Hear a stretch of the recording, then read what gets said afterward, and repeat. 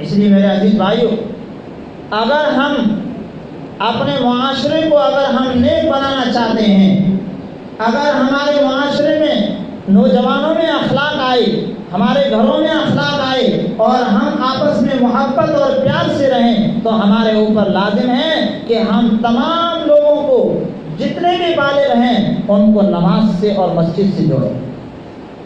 اگر مسجد سے جوڑا نہیں گیا تو ہمارا معاشرہ دن بدن جو ہے دین سے دور ہوتا جائے گا اور برائیوں کے قریب ہوتا جائے گا۔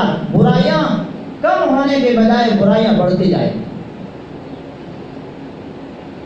اس لیے ہمارے اوپر لازم ہے کہ ہم جو ہے نماز، میرے عزیز بھائیوں، نماز ایک ایسی عبادت ہے کہ جس میں کتنا وقت لگتا ہے، تھوڑا سا وقت لگتا ہے لیکن ثواب کتنا بڑا ملتا ہے۔ فرمایا کہ حضرت آدم علیہ السلام کو اللہ تبارک و تعالیٰ نے پیدا کرنے کے بعد ان کو جنت میں بھیجا اور فرمایا کہ فلاں درخت میں سے آپ مت کھانا۔ لمبا چوڑا واقعہ، حضرت آدم علیہ السلام سے غلطی ہو گئی اور انہوں نے منع کیے ہوئے درخت میں سے کھا لی۔ اللہ تبارک و تعالیٰ نے ان کو سزا کے طور پر حضرت حوا کو اور حضرت آدم علیہ السلام کو جدا جدا کر دیا اور 300 سال تک اللہ کے سامنے جو ہے روتے رہے۔ اس کے بعد اللہ تبارک و تعالیٰ نے حضرت آدم علیہ السلام کے دل میں بات ڈالی کہ اب میں تجھے معاف کرنے والا ہوں۔ تو اللہ تبارک و تعالیٰ نے ان کو ایک آیت سکھلائی، ربنا ظلمنا انفسنا وان لم تغفر لنا وترحمنا لنكونن من الخاسرین۔ قرآن کریم میں یہ آیت موجود ہے۔ تو حضرت آدم علیہ السلام نے اللہ تبارک و تعالیٰ سے دعا مانگی، اللہ تبارک و تعالیٰ نے ان کی دعا کو قبول کر لیا اور شکرانے کے طور پر حضرت آدم علیہ السلام نے 2 رکعت نماز پڑھی، وہ فجر کا وقت ہے۔ جب ہمارے آقا حضرت محمد عربی صلی اللہ علیہ وسلم معراج پر تشریف لے گئے، اللہ تبارک و تعالیٰ نے اس امت کو نماز کی شکل میں ایک بہترین تحفہ اور انعام دیا اور فرمایا کہ میرے نبی محمد صلی اللہ علیہ وسلم، اگر آپ کی امت فجر کے ٹائم میں اگر 2 رکعت نماز پڑھے گی تو حضرت آدم علیہ السلام 300 سال تک روتے رہے۔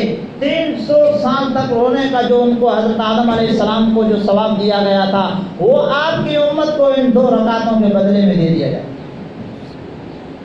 آپ اندازہ لگائیے کہ حضرت آدم علیہ السلام کو یہ ثواب 300 سال تک جو ہے آنسو بہانے کے بعد ملا ہے، اور اس امت کی یہ خصوصیت ہے، حضرت محمد صلی اللہ علیہ وسلم کی یہ امت کی یہ خصوصیت ہے کہ 2 رکعت اگر نماز پڑھ لیں گے فجر کی تو 300 سال تک جو رونے کا ثواب حضرت آدم علیہ السلام کو ملا تھا وہ اس امت کو مل جائے۔ میرے عزیز بھائیو، اب فجر کے ٹائم میں جاتا کیا ہے؟ 2 رکعت آ کر سنت پڑھنے ہیں اور 2 رکعت جو ہے فرض پڑھنی ہے، فارغ ہو۔ جب اتنا سستا سودا کہ 10 منٹ میں اگر 300 سال تک رونے کا جو، وہ بھی حضرت آدم علیہ السلام جو تمام انبیاء کے جو ہیں باپ ہیں اور ہم سب کے باپ ہیں، ان کو جو ہے ثواب دیا گیا، ہمیں 10 منٹ میں جو ہے وہ ثواب اگر حاصل ہو رہا ہے تو کتنا جو ہے سستا سودا ہے۔ پھر فرمایا کہ حضرت ابراہیم علیہ السلام جو اللہ رب العزت کے خلیل ہیں، دوست ہیں، اللہ تبارک و تعالیٰ نے ان کا امتحان لیا اور اپنے بیٹے حضرت اسماعیل کو ذبح کرنے کا حکم دیا، جو آپ واقع بقرعید کے موقع پر سنتے رہتے ہیں۔ تو اس وقت اللہ تبارک و تعالیٰ نے اسماعیل کے بدلے میں جنت سے ایک دمبا بھیجا اور اس کو ذبح کر دیا گیا۔ حضرت ابراہیم علیہ السلام نے جیسے ہی آنکھیں کھولی تو کیا دیکھتے ہیں کہ دمبا ذبح کر دیا گیا ہے، اور اللہ تبارک و تعالیٰ نے ان کے بیٹے حضرت اسماعیل کو بچا لیا۔ تو حضرت ابراہیم علیہ السلام نے شکرانے کے طور پر 4 رکعت نماز پڑھی، اور جس وقت وہ 4 رکعت نماز پڑھی وہ ظہر کا وقت۔ اللہ تبارک و تعالیٰ نے جب ہمارے صلی اللہ علیہ وسلم معراج پر تشریف لے گئے تو اس وقت آپ صلی اللہ علیہ وسلم کو یہ انعام دیا گیا امت کے لیے کہ محمد صلی اللہ علیہ وسلم اگر آپ کی امت کے لوگ ظہر کی اگر 4 رکعت نماز اگر پڑھ لیں گے تو ان کو اتنا ثواب دیا جائے گا جو حضرت ابراہیم علیہ السلام کو بیٹے کی قربانی پر دیا گیا۔ آپ اندازہ لگائیے کہ کتنا جو ہے بڑا ثواب ہے ظہر کی 4 رکعت۔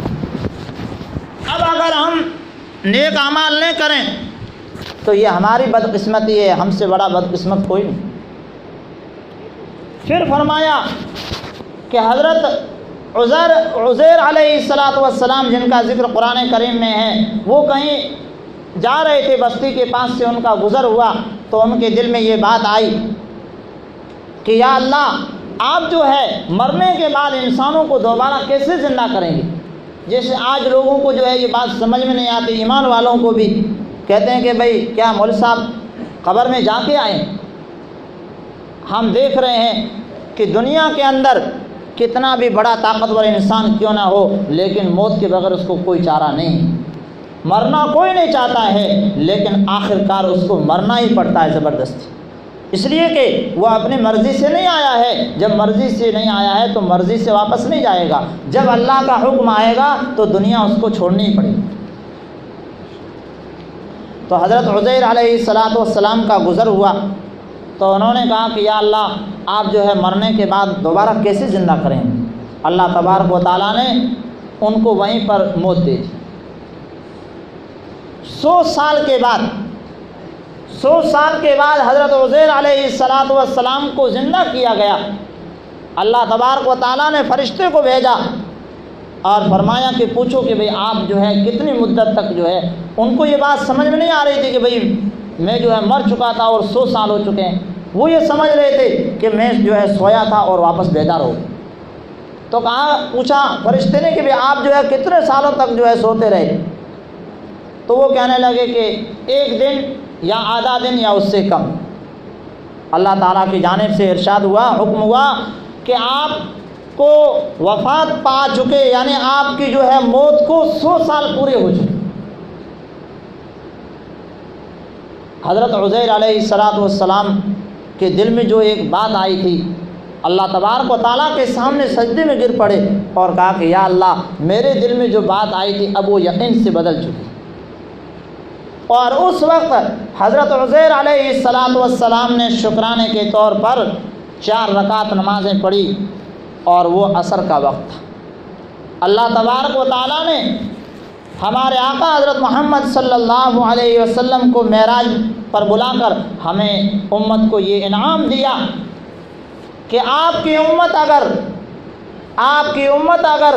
4 رکعت اگر عصر کی نماز پڑھے گی تو ان کو ایمان اتنا ان کا مضبوط ہو جائے گا اور ان کو ایسا ایمان عطا کیا جائے گا اور ایمان کا نور ایسا عطا کیا جائے گا جیسے حضرت عزیر علیہ السلام کو 100 سال مارنے کے بعد جب دوبارہ وہ اٹھائے گئے ہیں تو اس وقت ان کا جو ہے ایمان مضبوط ہوا، ایسا اس امت کا ایمان مضبوط ہو جائے۔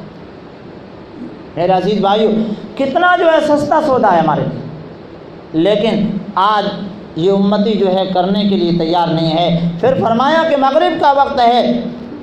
حضرت ایوب علیہ السلام کو اللہ تبارک و تعالیٰ نے آزمایا اور کئی طرح کی جو ہے ان کے اوپر تکلیفیں آئی، مصیبتیں آئی، وہ اس پر صبر کرتے رہے۔ 100 سال کے بعد 100 سال تک اللہ کے سامنے جو ہے گڑگڑاتے رہے، 100 سال تک گڑگڑاتے رہے۔ آخر اللہ تبارک و تعالیٰ نے ان کی توبہ کو قبول کیا اور اللہ تعالیٰ ان سے راضی ہوئے، اور قرآن کریم میں اللہ تعالیٰ نے یہ ارشاد فرمایا کہ انہ اواب، کہ حضرت ایوب رونے والے بندے بہت سارے میں نے دیکھے ہیں، لیکن ایوب جیسا رونے والا میں نے نہیں دیکھا۔ اللہ تبارک و تعالیٰ نے حضرت ایوب علیہ السلام نے اس وقت 3 رکعت نماز پڑھی تھی۔ اللہ تبارک و تعالیٰ نے محمد صلی اللہ علیہ وسلم کی امت کو یہ انعام دیا کہ جو مغرب کی 3 رکعت نماز پڑھے گا اس کو حضرت ایوب علیہ السلام 100 سال تک جو روتے رہے اور ان کی توبہ قبول ہوئی اور ان کو جو ثواب اور انعام دیا گیا وہ اس امت کو 3 رکعت کے بدلے میں دے دیا جائے۔ میرے عزیز بھائیو، یہ 4 باتیں ہوئی۔ اب رہ گئی عشاء۔ اللہ کے پیارے حبیب صلی اللہ علیہ وسلم نے اللہ کے دربار میں عرض کیا کہ یا اللہ، آپ نے حضرت آدم علیہ السلام کو جو انعام دیا تھا 2 رکعت ان کے نام کی، وہ میری امت کو دے دی۔ حضرت ابراہیم علیہ السلام، حضرت عزیر علیہ السلام اور حضرت ایوب علیہ السلام، اب میری جانب سے بھی کچھ ہونا چاہیے۔ اللہ تبارک و تعالیٰ نے فرمایا کہ آپ کی جانب سے آپ صلی اللہ علیہ وسلم کی امت کو عشاء کی 4 رکعت دی جا رہی ہے کہ جو عشاء کی 4 رکعت نماز پڑھے گا گویا کہ وہ محمد صلی اللہ علیہ وسلم کو اپنے گھر میں لے کر آ گئے۔ آپ اندازہ لگائیے، اور یہی وجہ ہے کہ عشاء کی نماز جتنی بھاری ہوتی ہے کہ کوئی دوسری نماز اتنی بھاری نہیں ہوتی، اس لیے کہ محمد صلی اللہ علیہ وسلم کے نام پر یہ 4 رکعت ہم کو دی گئی ہے کہ اللہ تبارک و تعالیٰ نے یہ فرمایا کہ اگر یہ 4 رکعت نماز پڑھ لیں گے تو گویا کہ محمد صلی اللہ علیہ وسلم کو آپ اپنے گھر لے کے آئیں۔ اتنا بڑا ثواب۔ میرے عزیز بھائیو، اگر تھوڑا 1 گھنٹے میں اگر اتنا بڑا اگر ثواب حاصل ہو رہا ہے تو میں یہ سمجھتا ہوں کہ ہم سے بڑا، اگر ہم نماز نہیں پڑھ رہے ہیں تو ہم سے بڑا بدقسمت اور کوئی نہیں ہو سکتا۔